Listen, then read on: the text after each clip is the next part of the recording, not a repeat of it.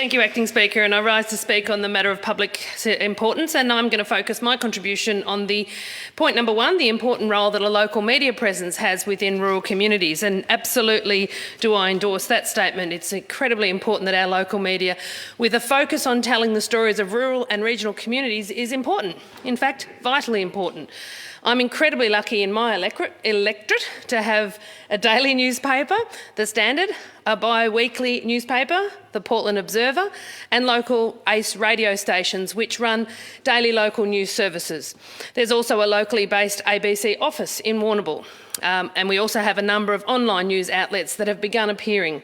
So the stories of the Southwest are being told to a very receptive audience, and I'm very lucky to have such diversity in the electorate.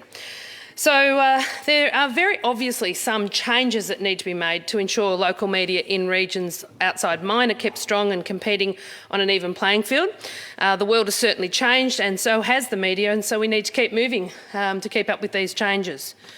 The issues impacting on rural and regional Victoria will eventually impact on Metro Melbourne. So our stories deserve to be told, and those stories also need to be highlighted. I think every rural and regional MP in this place certainly understands that and is supportive of the cause. So I'll begin by talking about some examples we have in our region where our local media have done an extraordinary job supporting the community to get projects supported. And if we go back in time, I can talk about the chopper that was campaigned so hard for, the air chopper, so that people can be airlifted to safety and to medical support. And that campaign was very well supported by the local media. Another one that springs to mind is the Deakin University campaign to save Deakin University, very much led by the local Warrnambool Standard, and so much so won a Rural Press Club award for for the work they did on that one.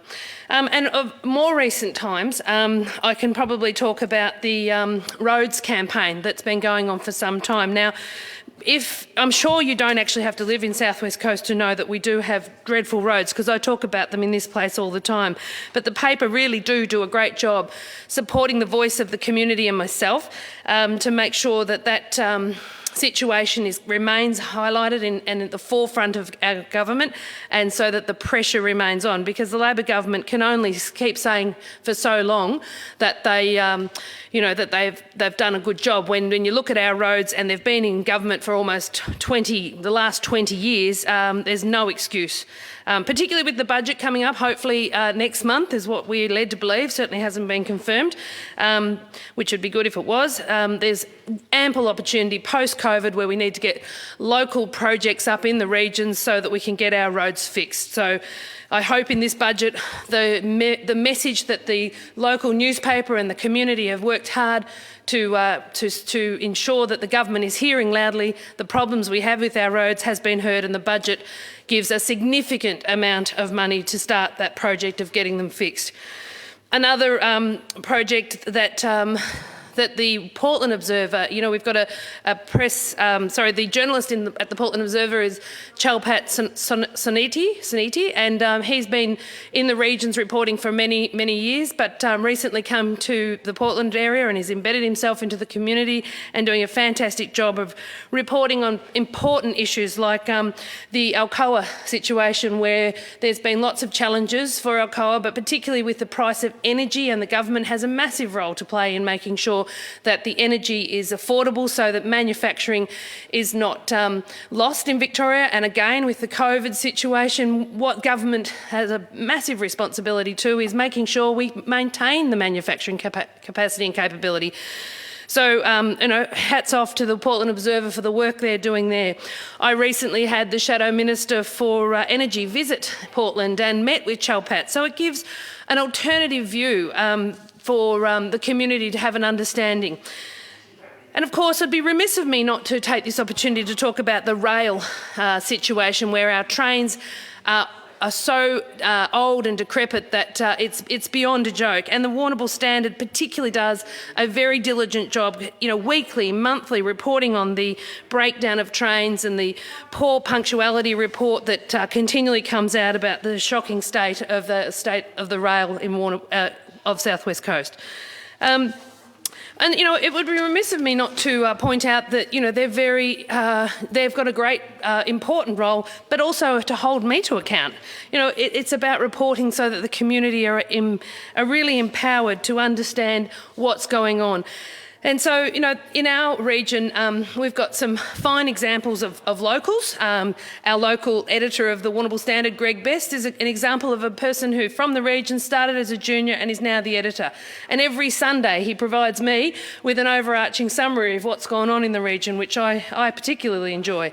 And, another young lady, Rachel Houlihan, who is now the deputy editor, who started off as a junior at the Standard.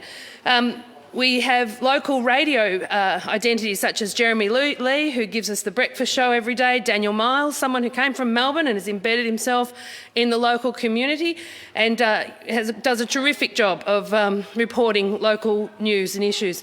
Young Matt, probably not so young anymore, but Matt Neal from a dairy farming family really understands, the local issues. So the importance of regional news is actually, in fact, I think I can capture it well when I tell you the story of the night of the St Patrick's Day fires. When we'd been evacuated from the farm, I decided it was probably safe to go back.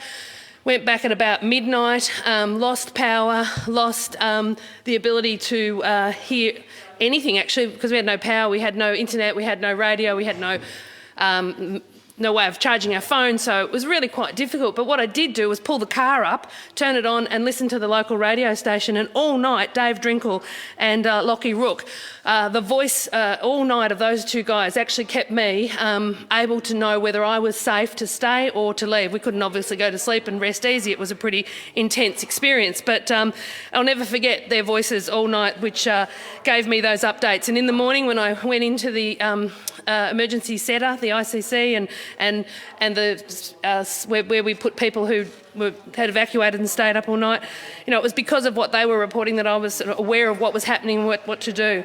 And there's many others that I could talk about, like John Vertigan, Kate Mead, the Weekly Times, another paper that has been part of my life with farming background, and young Alex Senator, I actually used to know when he visited his grandmother next door to my mother's place, and Ed Gannon, who's been reporting for many years, and I've had a long association with my dairying days. So there are so many programs and projects that the local paper, whether it be in Portland, whether it be in Warrnambool, the radio, do that supports our communities. So earlier in the day, when I was doing my contribution on the human tissue amendment bill, the local member for Ivanhoe mentioned the Warrnambool Hospital, and I think he forgot in that campaign that the Liberal government, and it was that funded the Cancer Centre, and it was the local community along with the local media that actually pushed for that. And Daniel Andrews was the Minister for Health Minister at the time, and he actually looked Vicky Jelley in the face, she tells me,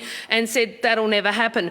So there's a really good example where local media and empowered the community together with some forceful and organised people who brought about something that the actual Health Minister said would never happen. But it was the federal Liberal government and the former Napthine government, the local member, who funded that project and gives such hope and faith to people who are going through some challenging times at the moment.